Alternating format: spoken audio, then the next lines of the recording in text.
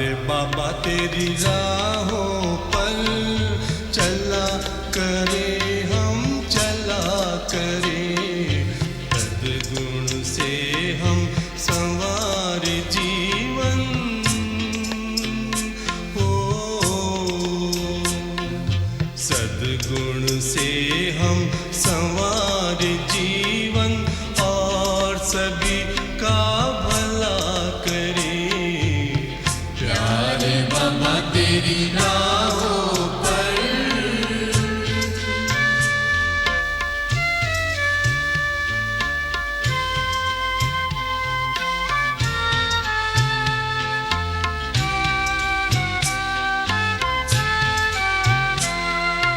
पवित्रता की पावन राहें तुमने हमें दिखाई है, तुमने हमें दिखाई है। योग में परमानंद की मस्ती तुमसे हमने पाई है, तुमसे हमने पाई है। दिल कहता पल भर ना भूले ओ, दिल कहता पल भर ना भूले, इन पलकों में पला करे। प्यारे बाबा तेरी राहों पर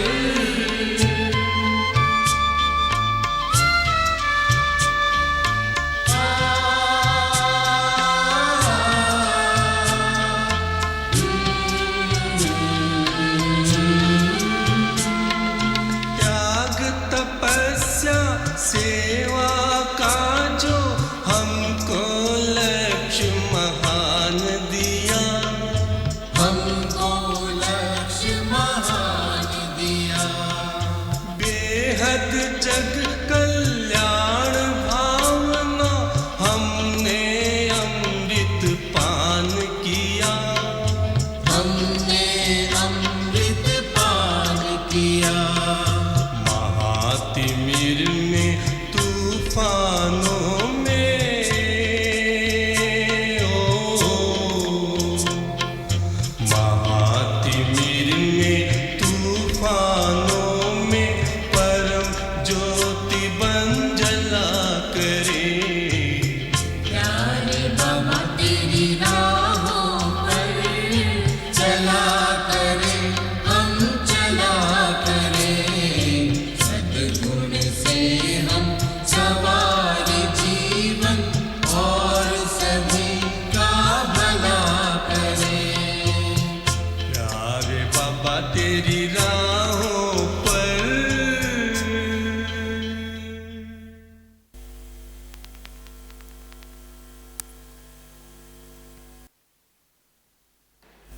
ओम शांति। ओम शांति। एक बार हम सभी मिलके उस रीति से ओम शांति बोलेंगे जैसा हम सब ने सुना है। यज्ञ के आदि में सभी ब्राह्मण वत्स और ब्रह्मा बाबा बोला करते थे। अंदर गहरी श्वास लेंगे और फिर उस श्वास को निकालते हुए ओम की ध्वनि करेंगे और फिर दूसरा गहरा श्वास लेंगे और उसे निकालते हुए शांति की ध्वनि करेंगे।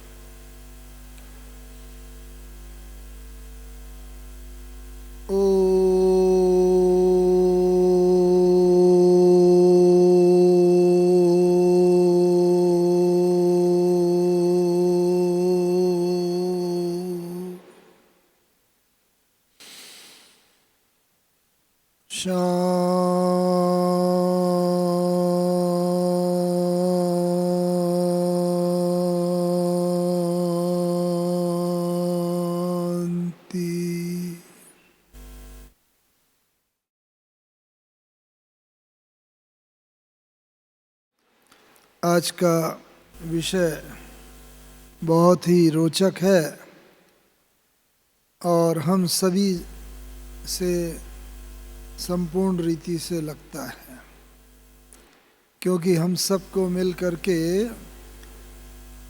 आगे बढ़ते रहते हुए कर्मातीत अवस्था को पाना है और साथ ही साथ वर्तमान जीवन में फरिश्ता स्वरूप अव्यक्त स्थिति को धारण करना है। और इन सब के लिए ये आवश्यक है कि हमारे सामने कोई रोल मॉडल हो। कोई भी अगर व्यक्ति हमारे सम्मुख ऐसा होता है जिसने कोई विशेष प्राप्ति की हुई होती है, तो उसको देख करके सुन करके उसकी जीवन कहानी से संबंधित सब बातें जान करके हम सब भी वैसा सहज बन सकते हैं। आप सबने परिचय में सुना कि हमें ये विशेष सौभाग्य प्राप्त है कि ब्रह्मा बाबा बाप दादा मामा के साथ रहने का सौभाग्य मिला, लेकिन उससे भी बड़ा एक ऐसा सौभाग्य प्राप्त है, वो हम समझते हैं कि हमारे जीवन का सबसे बड़े से बड़ा अवार्ड है, पुरुषार्थ है। और जो बाबा ने हम सब लोगों को लक्ष्य दिया है, उस लक्ष्य की प्राप्ति के लिए वो बहुत सहज मार्ग प्रदर्शन करता है, कर सकता भी है, कर रहा भी है। और हम सभी यदि उसकी गुह्यता में जाएं तो अवश्य ही बाप दादा समान बन सकते हैं। कौन सा भाग्य विशेष प्राप्त है हमें कि वैसे तो बाबा से बहुत बार मिले, 1962 में ज्ञान में आए और 62 से लेकर मामा बाबा से मिलते हुए 69 में जब बाबा अव्यक्त हुए, जनवरी 18, 1969, तो उस समय हम मधुबन में ही थे। यद्यपि हम बहुत दूर पोस्टेड थे, अपनी इंजीनियरिंग पढ़ाई पूरी करने के बाद ONGC एक तेल की कंपनी है, उसे ज्वाइन करा था और आसाम में पोस्टेड थे। लेकिन अंतिम समय जैसा बाबा ने वायदा किया था, बाबा ने कहा था जब बाबा हमें वहाँ भेज रहे थे 67 में, तो बाबा ने कहा था बाबा तुम्हें बुला लेगा समय पर। तो सबसे दूर से दूर हम थे और बाबा ने हमें बुला लिया और 17 जनवरी 1969 को हम यहाँ मधुबन पहुँच गए और 17 और 18 जनवरी बाबा की संपूर्ण अव्यक्त फरिश्ता स्वरूप कर्मातीत अवस्था देखने का सौभाग्य इन नयनों द्वारा हमें प्राप्त हुआ प्रत्यक्ष रूप से। तो वो हम अपने जीवन की सबसे बड़ा सौभाग्य मानते हैं। क्योंकि जैसा आज का विषय है और जो हम सभी का लक्ष्य भी है, तो ब्रह्मा बाबा ने जो स्थिति प्राप्त की उसे चूंकि आँखों से देखा हुआ है 2 दिन तक, तो इसीलिए वो भी मैं बीच में लेता जाऊंगा, जिससे कि आप सबको भी वो स्थिति का अनुभव भी हो सके और वो पद प्राप्त करने में सहजता भी हो। तो जैसे आज का विषय है आज्ञाकारी, फरमान बरदार, वफादार। अब देखने में तो वो लगभग तीनों शब्द समान ही लगते हैं, और हैं भी थोड़ा सा फर्क। एक तो भाषा का है, आज्ञाकारी शब्द हिंदी का है, कहते हैं फरमान बरदार शब्द अरबी का है, और वफादार शब्द उर्दू का है। तो तीनों का लगभग भावार्थ तो सेम ही होता है, लेकिन अगर उसकी गुह्यता में जाएं तो ज़्यादा अनुभव होगा कि तीनों में थोड़ा सूक्ष्म में अंतर है। सूक्ष्म में आज्ञाकारी शब्द जो हम यूज़ करते हैं वो यूजुअली पिता के रूप में करते हैं।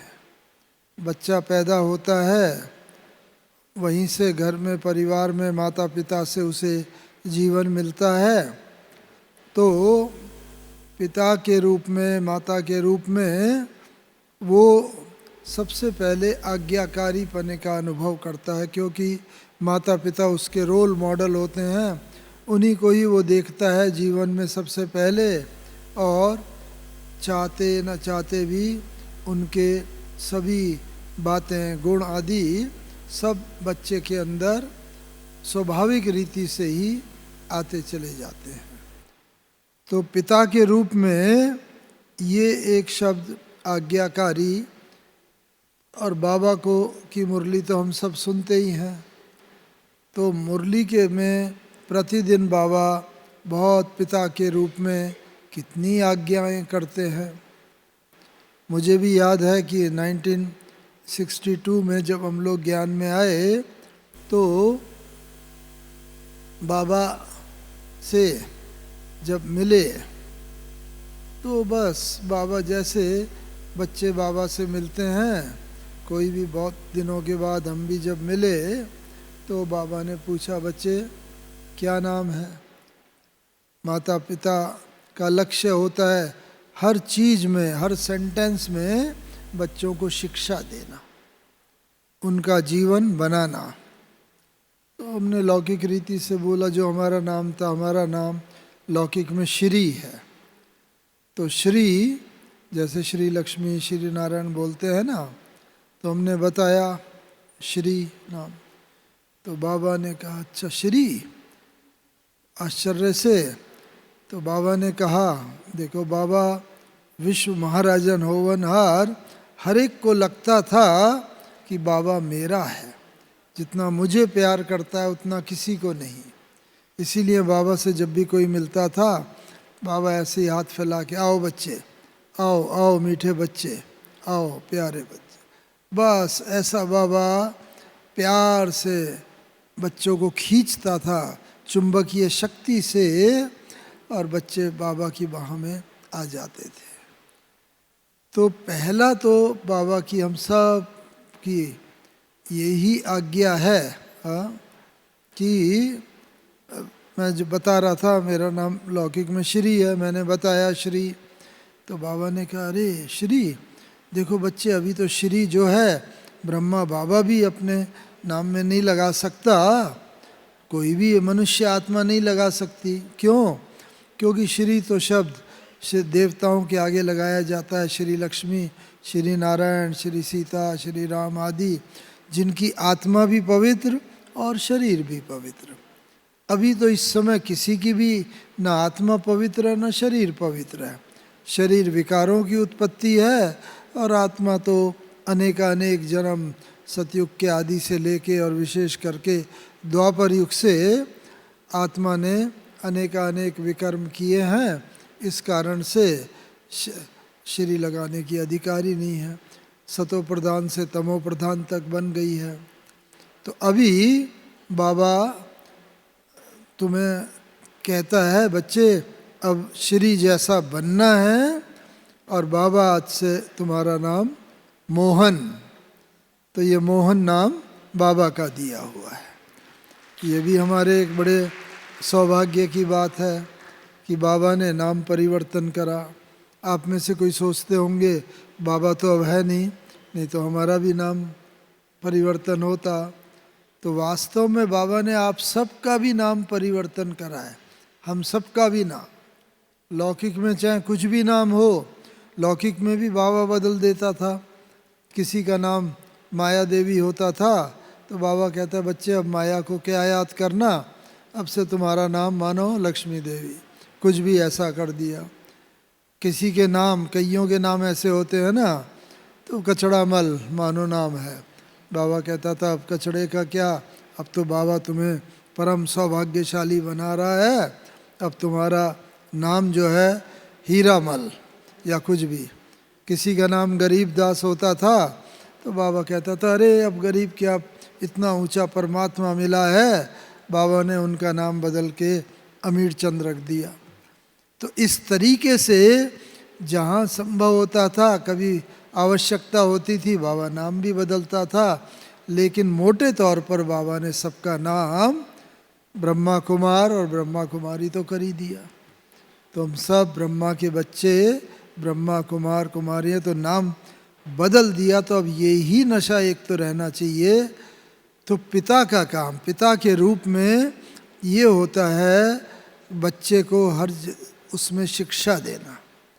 तो बाबा ने हम बच्चों को ये तो पिता के रूप में इतनी शिक्षा दी है, लेकिन साथ ही साथ शिक्षक और गुरु के रूप में भी अनेकानेक शिक्षाएं दी हैं। बाबा ने कितनी शिक्षाएं दी हैं देखो, हमें याद है शुरू में बाबा, बच्चे को भी जब शुरू में तो बताया जाता है, छोटा होता है ABCD आदि पढ़ाई जाती है, लेकिन अंत तक भी जब बच्चा पढ़ता है, BA डॉक्टरेट करे, PhD करे, इंजीनियरिंग करे, वकालत करे, कुछ भी करे, जितना भी पढ़ता है वो ये ABCD इन 26 अक्षरों से मिला हुआ ही सब चीज़ लिटरेचर होती है। सारी पढ़ाई इन्हीं 26 अक्षरों के आधार पर ही होती है, A से Z तक, 0 से 9 तक। तो इस रीति से देखा जाए तो बाबा ने पिता रूप में हमें जो शिक्षा दी है और दे रहा है, आज की मुरली में भी ना, क्या बाबा ने शिक्षा दी पिता रूप में। तो एक तो बताया डरना नहीं है, कोई भी डर ना हो। मृत्यु से डरते हैं ना, तो बस मृत्यु एक वस्त्र बदलने का नाम है, प्रक्रिया है। सतयुग में भी ये करेंगे, लेकिन बड़ी खुशी खुशी करेंगे। आजकल तो मृत्यु से भय होता है, डर होता है। तो निडर बनने की शिक्षा भी बाबा ने जैसे आज पिता रूप में दी। बच्चे को भी निडर बनाते हैं ना लौकिक में माँ बाप, तो पिता रूप में एक ये शिक्षा बाबा ने दी। जीवन तो दिया, माता पिता के द्वारा जीवन मिलता है, लेकिन पिता रूप में ये शिक्षा मिली, माता पिता। फिर उसके बाद क्या होता है, पिता रूप में और क्या क्या शिक्षा मिलती है। बाबा हम बच्चों को ब्रह्मा कुमार ब्रह्मा कुमारी तो बना दिया, और अब बाबा क्या चाहता है, ब्राह्मण वश तो बन गए। अब साथ ही साथ जब बच्चा बड़ा होता जाता है तो स्कूल में जाता है, शिक्षक रूप में शिक्षा प्राप्त करता है। तो आज भी बाबा ने शिक्षा रूप में कौन सी विशेष शिक्षा दी मुरली में, कौन सी विशेष शिक्षा दी। शिक्षा का भाव यही होता है कि बच्चा शिक्षा प्राप्त करके अपने पैरों पर खड़ा हो जाए, खुद अपने परिवार की, समाज की पालना कर सके। तो जन्म पिता के रूप में, शिक्षक के रूप में वो पालनहार खुद भी बनता है, शिक्षा प्राप्त करता है, जिससे नौकरी करे, बिजनेस करे, कुछ भी करे। तो बाबा ने आज अनेक प्रकार की शिक्षाएं दी, और एक शिक्षा तो रोज ही बाबा देता है, अपने दैवी परिवार से संबंधित प्रेम प्यार से और साथ साथ बाबा गुरु के रूप में शिक्षा। तो वफादार, हाँ, जो है वो वास्तव में जैसे गुरु के रूप में है। तो पिता, शिक्षक, गुरु तीनों रूप में बाबा रोज हमारी पालना करता है। शिक्षक रूप में पढ़ाई का करता है, पालना करता है, शिक्षा देता है इतना अमृत वेले से लेकर। और वफादार का मतलब जो भी बाबा शिक्षा देता है सूक्ष्म में शिक्षा देता है। हमें याद है जब हम लोग ज्ञान में आए थे 62 में, तो पहले स्थूल रीति से बाबा मुरली में क्या करते थे, बच्चे कर्मेंद्रियों द्वारा कोई विकर्म नहीं करना है, इससे पाप बनता है और पापों की फिर सजा भुगतनी पड़ती है। कर्मेंद्रियों से विकर्म नहीं करो। फिर धीरे धीरे बाबा सूक्ष्म में ले गए कि कर्मेंद्रियों की बात तो दूर रही, वाचा से भी किसी को दुख नहीं देना है, कड़े शब्द नहीं बोलने हैं, अपमान के शब्द नहीं बोलने हैं। वाचा भी हमारी इतनी निरंकारी हो, जो बाबा ने अंत में भी बोला था ना, 3 शब्द में, निराकारी, निरहंकारी, निर्विकारी। तो वो भी मंशा में निराकारी, वाचा में निरहंकारी, कर्मणा में निर्विकारी।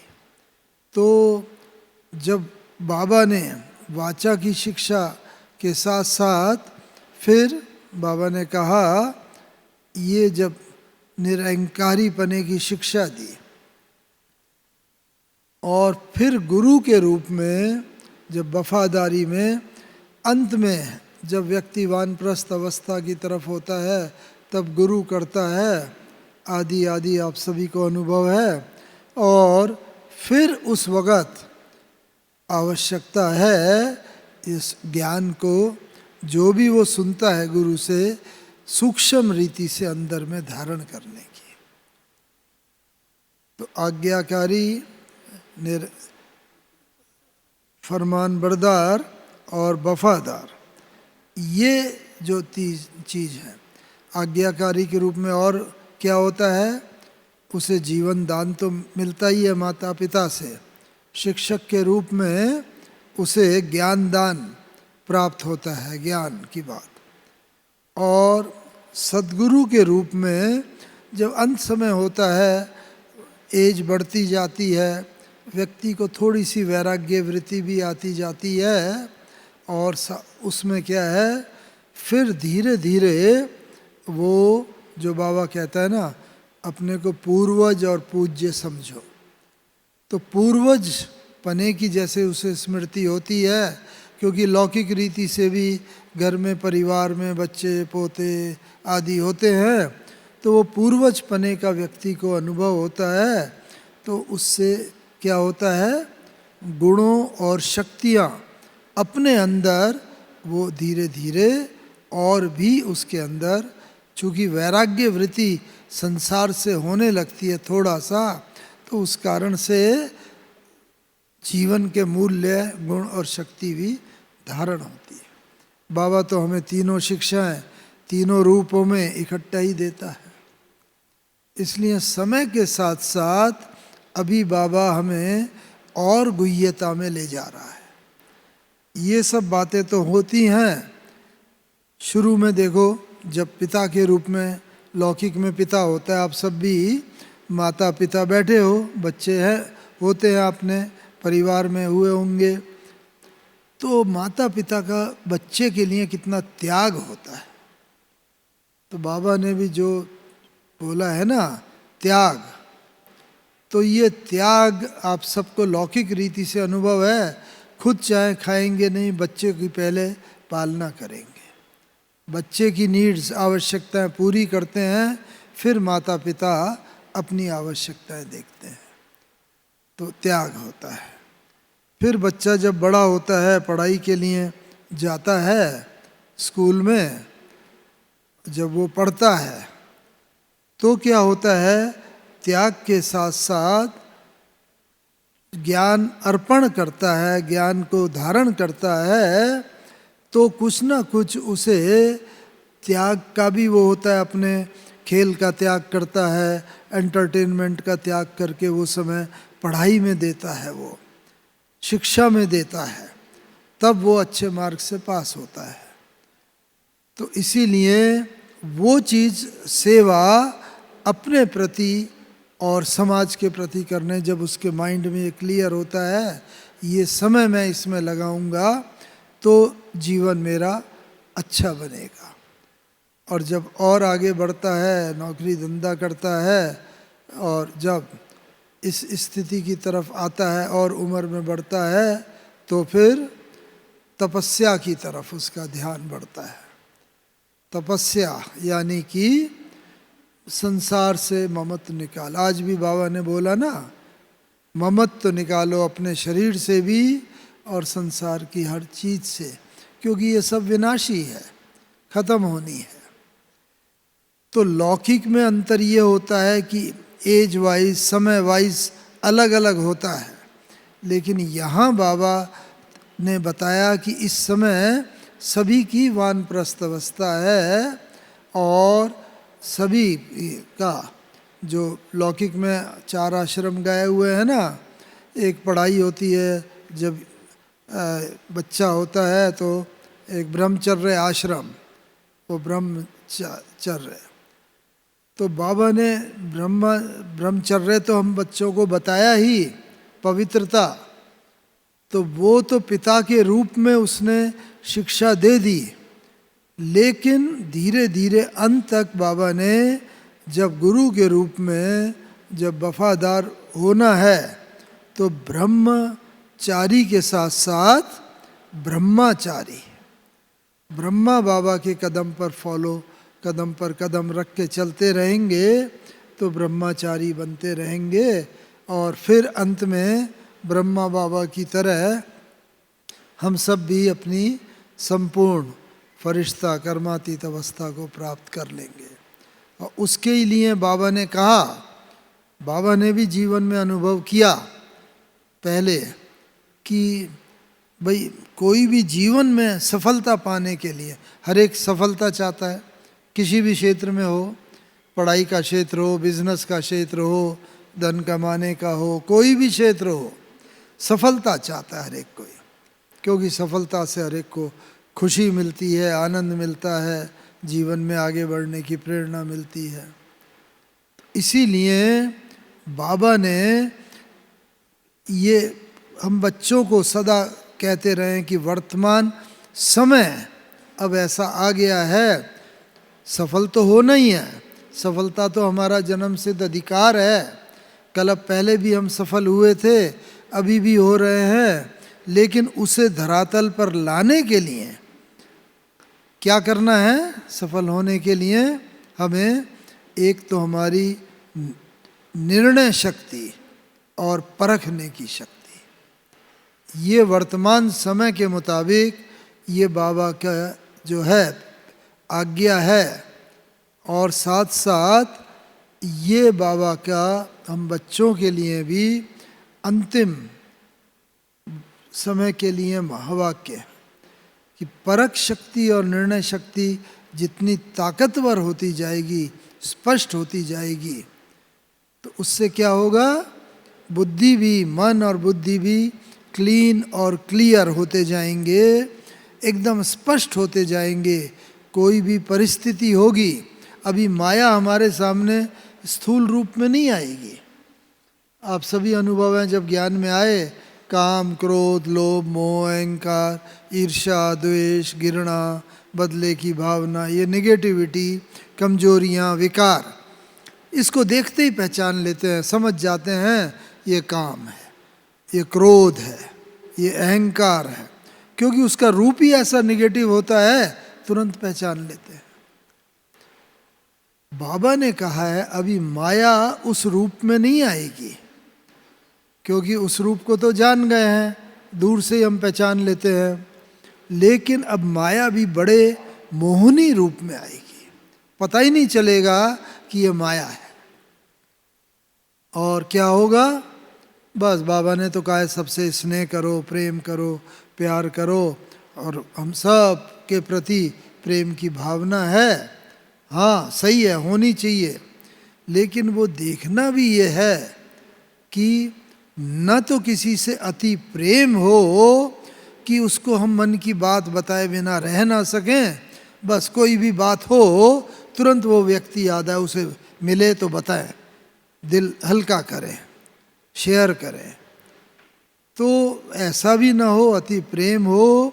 और अगर किसी से अति प्रेम है तो जरूर किसी से कम प्रेम भी होगा। तो कम प्रेम माने किसी के प्रति हो सकता है थोड़ी घृणा की भावना हो, नफरत की भावना हो, क्योंकि व्यक्ति का ना प्रेम जो है समान, जैसे बाबा के सामने कोई भी जाता था उसको सदा यही रहता था, वाह बाबा कितना प्रेम, हर एक से प्रेम। और जैसे ही मैं बता रहा था, बाबा बाहें फैला देता था, हम बाह में जाते थे और बाबा का इतना प्रेम स्नेह होता था, हम तुरंत विदेही हो जाते थे, अशरीरी हो जाते थे। अशरीरी होके फिर थोड़ी देर तक वो विदेहीपन का अनुभव करते थे, आत्मा अशरीरी हो जाती थी, और फिर पार्टी होती थी पूरी, कई आते थे, कईयों को मिलना होता था। फिर बाबा धीरे से, हाँ बच्चे आओ आओ मीठे बच्चे, वो तो ऐसे बाबा जैसे धीरे धीरे ना देह में खींचता था, पूछता था नाम, मुंह में टोली देता था, बड़े स्नेह से, ऐसे आत्मिक दृष्टि। क्यों सब विदेही हो जाते थे आत्मिक रूप में? क्योंकि बाबा ने अपने को ये प्रैक्टिस करके इतना पक्का कर लिया था। आप सब ने पढ़ाई है, लिख लिख के मैं आत्मा हूँ, जसोदा आत्मा है, निर्मला आत्मा है, नारायण आत्मा है। जितने युगल बच्चा बच्ची आता, कोई भी आता था, लिख लिख के इतना पक्का कर लिया था कि बाबा जिसको भी दृष्टि देता था वो विदेही हो जाता था, देहभान भूल जाता था। तो हम भी अपने से पूछें कि सच्चा आज्ञाकारी मैं तब बनूंगा बाबा का जब मैंने भी यही पाठ पक्का किया होगा, मैं आत्मा हूँ और उसका पहचान यही है कि मैं किसी भी आत्मा को देखूं, बोलूं, बात करूं, वो आत्मा भी विदेही हो जाए, देहभान भूल जाए।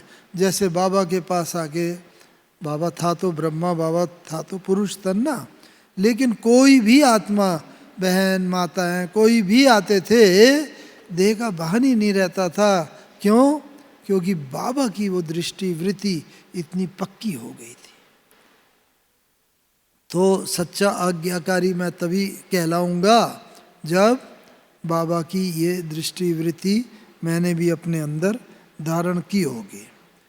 तो एक तो ये निर्णय शक्ति, कोई भी आए तो एक निर्णय शक्ति, परखने की शक्ति माया इस रूप में आएगी। जैसे कबीरदास जी ने बोल के कहा है ना कि कबीरा खड़ा बाजार में सबकी मांगे खैर, ना काहू से दोस्ती ना काहू से बैर।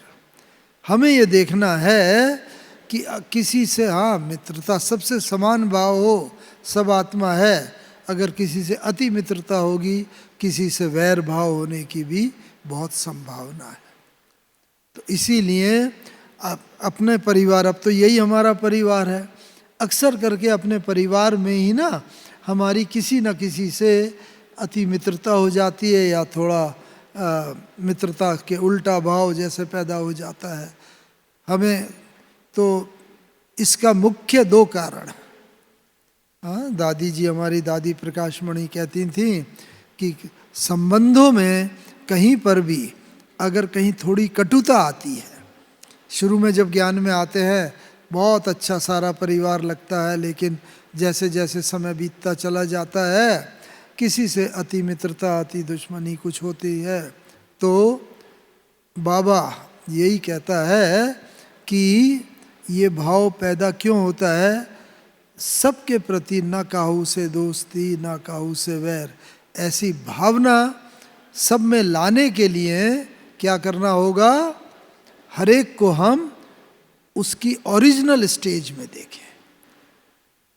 ये व्यक्ति इस समय थोड़ा वैर भाव कर रहा है, किसी के मन में गलत फहमी, हम अक्सर संबंधों में कटुता की, आप भी देखो, एक एक आत्मा अपने में देखे लगेगा फलानी बहन या फलाने भाई से मुझे अच्छा लगता है, या फलाने बहन या भाई से उससे थोड़ा हम दूर चलने की बात करते हैं। वो सामने से आएगा, हम रास्ता काट के दूसरी तरफ से निकल जाते हैं। क्यों? क्योंकि उसके प्रति हमारी वो भावना नहीं है। और दो कारण विशेष हैं। एक तो है या तो कोई मिसअंडरस्टैंडिंग है, गलत फहमी है। किसी ने, बाबा भी कहते हैं ना, सुनी सुनाई बात पर कभी विश्वास नहीं करो। तो कोई सुनी सुनाई बात पर दूसरे ने विश्वास कर लिया या हमने विश्वास कर लिया, तो हमारी किसी न किसी बहन या भाई के प्रति वैसी भावना हो जाती है। तो क्या होता है कि हमारी उससे बोलने का या तो बात करने का मन नहीं करेगा, या उससे किनारा कर लेंगे, या ऐसा होगा कि दूसरी बात हो जाएगी, अति स्नेह होगा। तो एक तो मिसअंडरस्टैंडिंग, और उसका परिणाम क्या होता है? Communication breakdown. हमारी उससे बोलचाल बंद हो जाती है। हम कहते हैं मैं क्यों बोलूं, पहले वो बोले, वो सोचता है पहले ये बोले। और जब वो भाव हो जाता है, बोलचाल में इतना मधुरता नहीं रहती है, बोलने की भावना, तो क्या हृदय से दूरी बढ़ती जाती है। अब सतयुग में तो हम सबको यही परिवार को जाना है, दूसरा तो कोई परिवार होगा नहीं, भले नाम रूप दूसरा होगा, आत्मा तो यही होंगी ना हम सब। अब सतयुग में तो वैरभाव होगा नहीं, कोई इतना हृदय से दूरी नहीं, सभी बहुत स्नेह प्रेम प्यार मित्रता से रहेंगे। इसीलिए अगर हमने ये बात को यहाँ दूर नहीं किया तो क्या होगा? बाबा ने कहा शुरू में भले सतयुग में आएंगे लेकिन साधारण पद पालेंगे, नौकर चाकर का, साधारण दास दासी का, आदि आदि का। और फिर त्रेता के अंत में या द्वापर के अंत में थोड़ा सा राजाई भाग मिल जाएगा। इसके लिए क्या हम में से कोई तैयार है? नहीं है।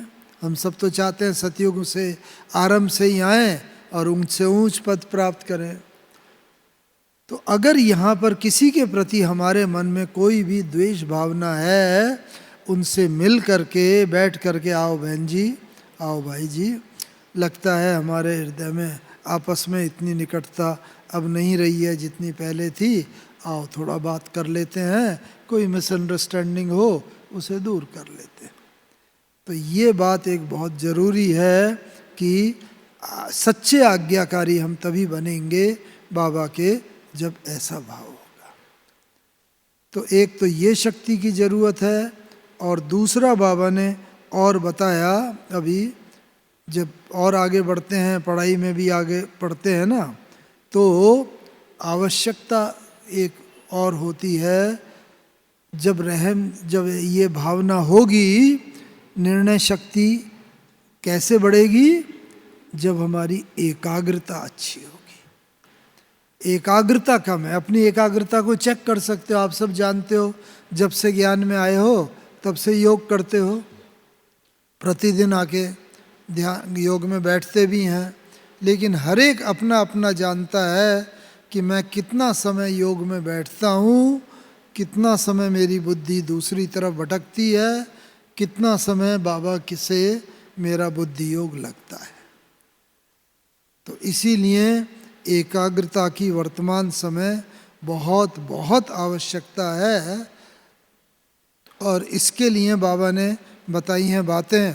मोटे तौर से मैं बता देता हूँ, सबको मालूम है। एक तो एकाग्रता बढ़ाने के लिए क्या चाहिए? एकांत चाहिए। एक बाहर का भी थोड़ा एकांत, एक अंदर का एकांत।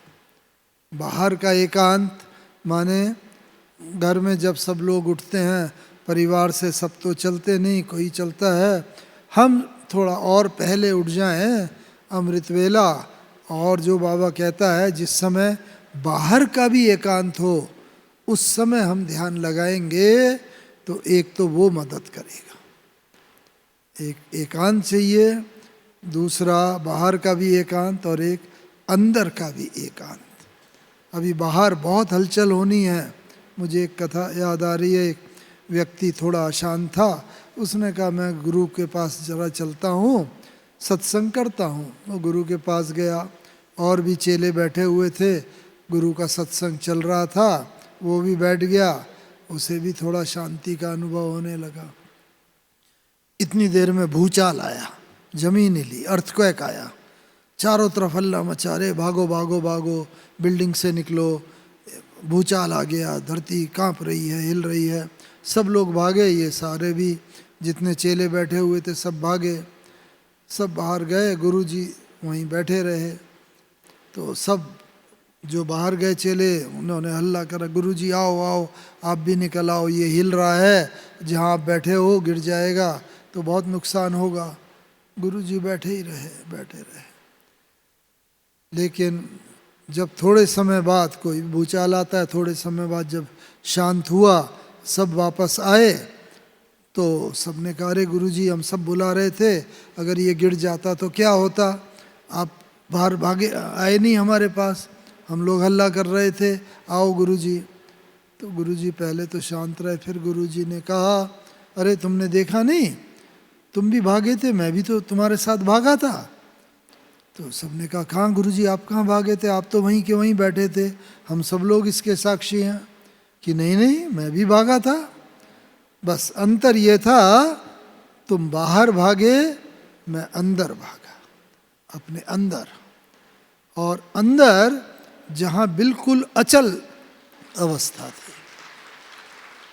बाहर तो हलचल, अर्थक्वेक हुआ तो जमीन की सभी चीज़ें हिलेंगी, मकान है, पेड़ पौधे हैं वो भी, और कोई भी चीज़ें हैं, मोटर गाड़ियाँ, सब चीज़ हलचल में आ जाएगी।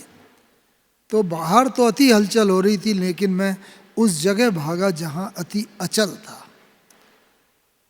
बस अभी आवश्यकता यही है कि हमें जो शिक्षा और प्राप्त तो कर रहे हैं, शिक्षक के रूप में बाबा शिक्षा बहुत दे रहा है। आज भी बोला बाबा ने, ममत्व निकालो, निडर बनो, भय का संस्कार निकालो। लेकिन ये सब भी कब होगा, जब हमें अपने अंदर जाने का अभ्यास होगा, अचल।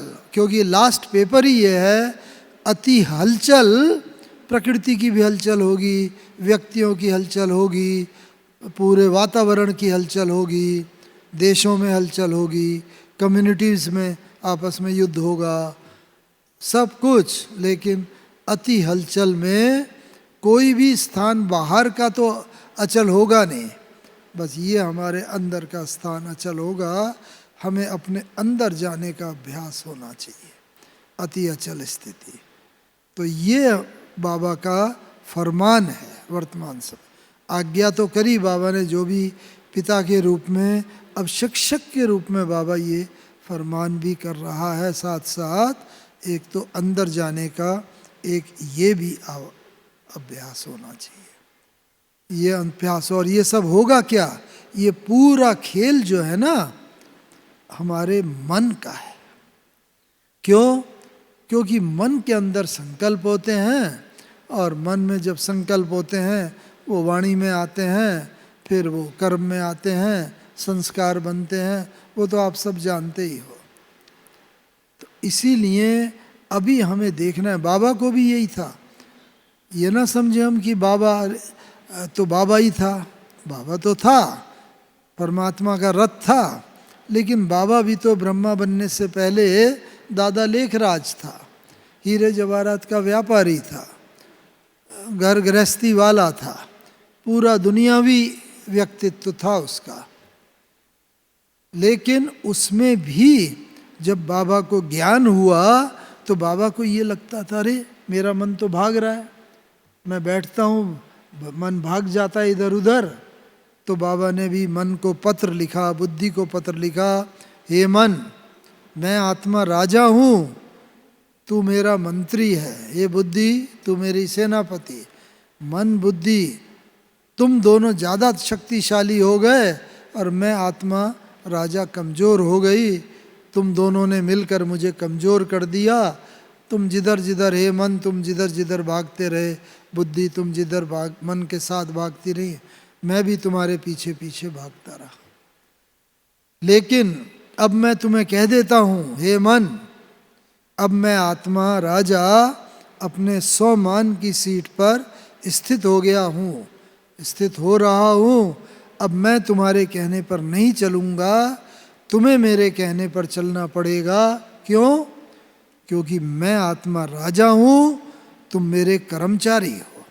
मन बुद्धि तुम मेरे कर्मचारी हो। कर्मचारी अपने राजा के कहने पर चलते हैं। तो यही इसी तरीके से बाबा चाहता है, शिक्षक के रूप में शिक्षा दे रहा है कि तुम बच्चे अपने मन बुद्धि को ऑर्डर करो। ये मत कहो जो दुनिया वाले कहते हैं, क्या करें मन बड़ा चंचल है, भाग जाता है इधर उधर, हम तो चाहते हैं योग लगाना लेकिन मन भाग जाता है। नहीं, मन को अपने स्वमान, मैं आत्मा राजा हूँ, स्वमान की सीट पर बैठो। जब सीट पर बैठ के कोई ऑर्डर करता है सब उसकी बात मानते हैं, और अगर सीट उसकी नहीं रही, रिटायर्ड हो गया या इलेक्शन हार गया या ट्रांसफ़र हो गया, गवर्नमेंट सर्वेंट है, सीट पर सेट नहीं होगा तो कोई उसकी बात नहीं मानेगा। ऐसे ही अगर मन हमारी बात नहीं मानता है, हम ऑर्डर करते हैं ये मन मत भागो, इसका मतलब मैं अपने स्वमान की सीट पर बैठकर ऑर्डर नहीं करता हूँ। इसीलिए स्वमान की सीट पर बैठकर ऑर्डर करो तो मन और बुद्धि हमारी बात मानेंगे और फिर हम अंदर चलेंगे।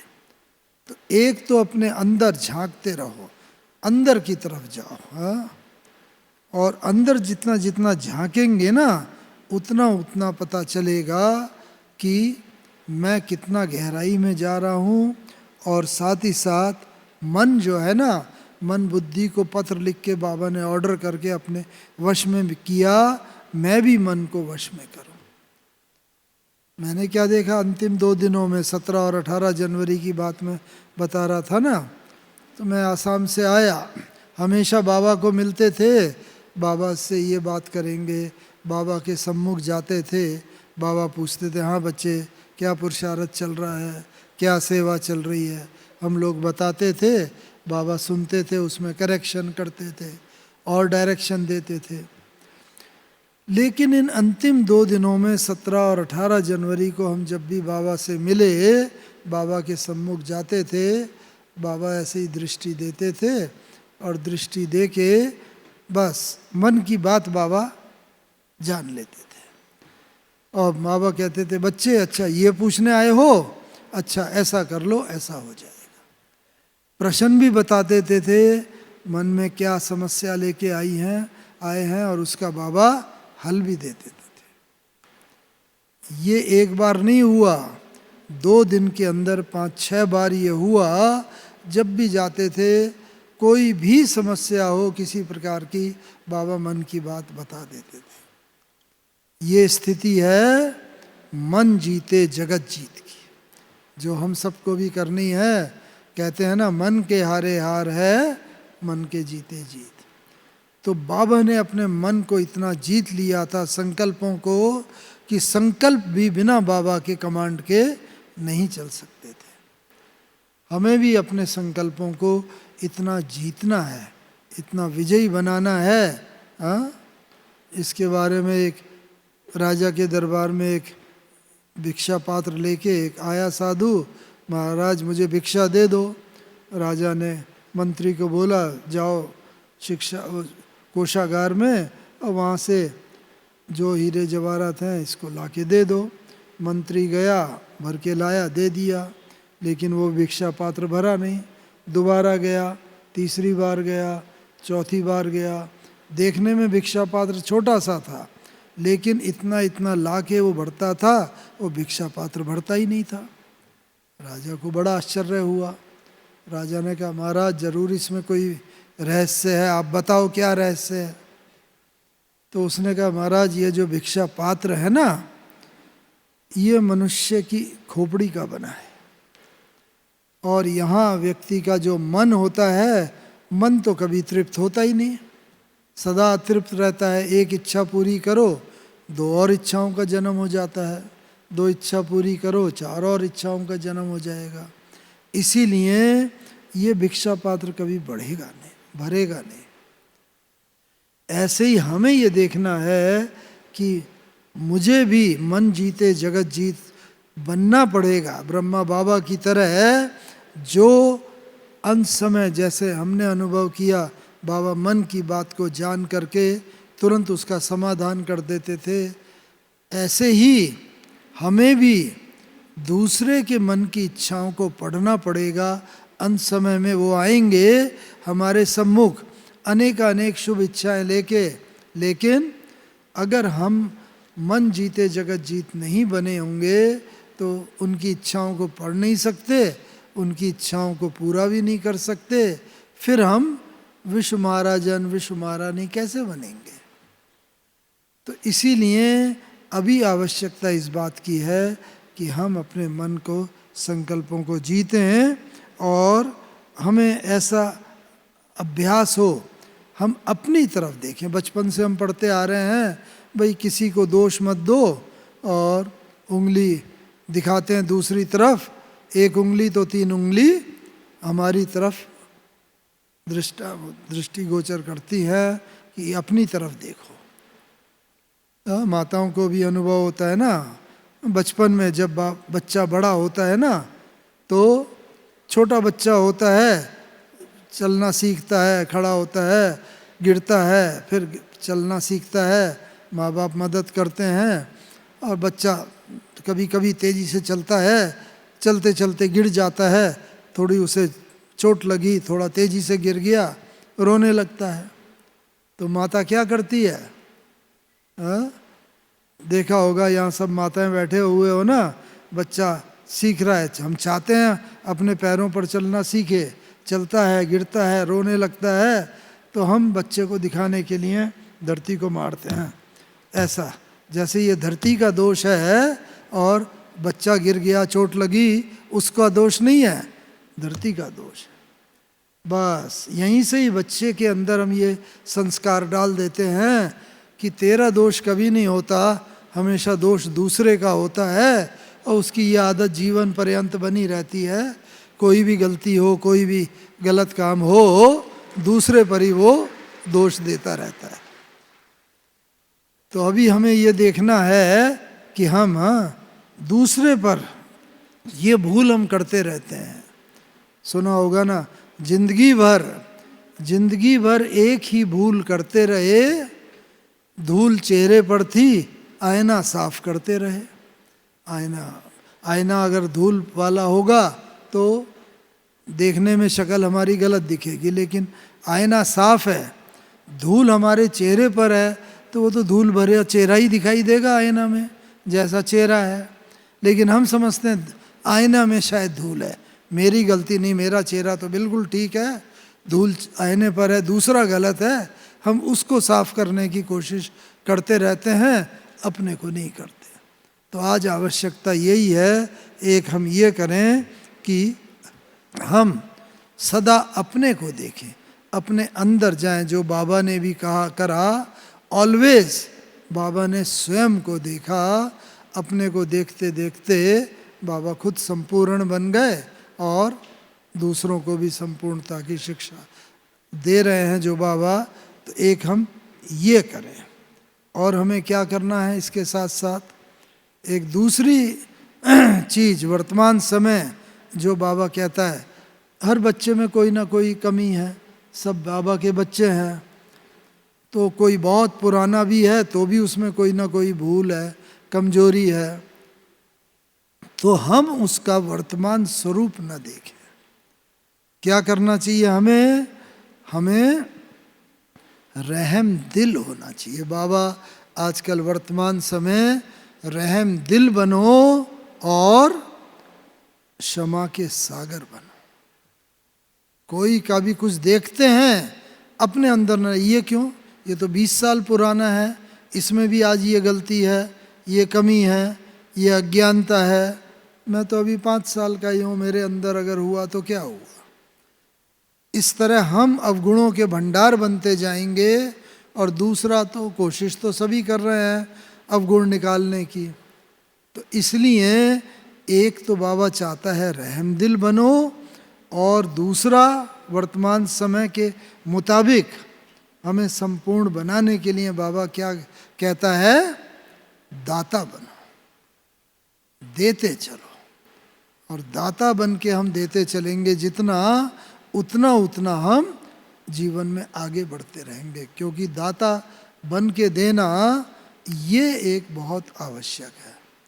धरती है, दाता बन के देती है। देखो 5 तत्व भी हैं, बिना किसी भेदभाव के सबको देते हैं। जल, अग्नि, वायु, पृथ्वी, आकाश। चाहे सूरज चमकता है, ये नहीं कहता कि मैं यहाँ चमकूँ या यहाँ ना चमकूँ।